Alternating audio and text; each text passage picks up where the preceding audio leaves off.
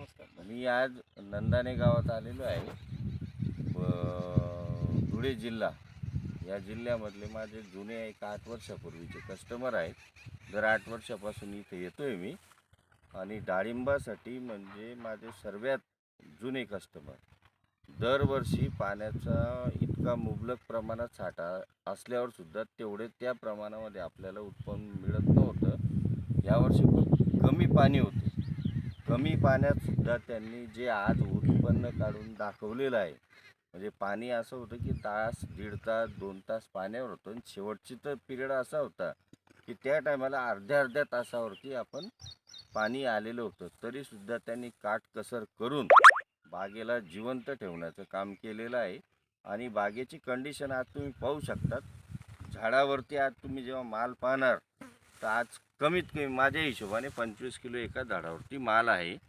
तर त्यासाठी त्यांनी जे वापरलेल्या काही गोष्टी आहेत, त्यांना मी जे जे सांगितलेले होते, त्यांनी जे वापरलेलं नियोजन होतं, त्या नियोजनाच्या अभावावरती आज आपला जो बाग आहे आज आपल्याला समोर दिसतोय. तर तुम्ही झाड पण पाहू शकतात आणि ते शेतकरी पण पाहू शकतात. ते शेतकरी त्यांचं स्वतःचं मनोगत ते सांगतीलच आणि त्यांनी कुठकुठल्या कंपन्यांचं कसे औषधी कसे खते आपण दिलेले आहेत ते त्यांना ते आता आपण विचारू शकतो.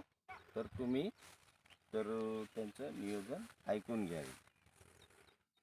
सांगा तुम्ही. मी माळी साहेबांच्या मार्गदर्शनाखाली जवळजवळ 10 ते 12 वर्षापासून बाग काढत आहे. दरवर्षी भरपूर पाणी असताना सुद्धा माझा एवढा बाग जमलेला नव्हता. यावर्षी कमी पाण्यात माळी साहेबांच्या मार्गदर्शनाने मी भरपूर उत्पन्न काढत आहे. त्यांनी दिलेल्या नानाविध कंपनीच्या औषधाने व त्यांच्या मार्गदर्शनाच्या फवारणीने आज माझ्या झाडावर जवळजवळ 20 ते 25 किलो फळ आहे. त्यांनी निगो म्हणून एक कंपनीचं मिरी ॲग्रो मिरो ॲग्रो केमिकल्सचं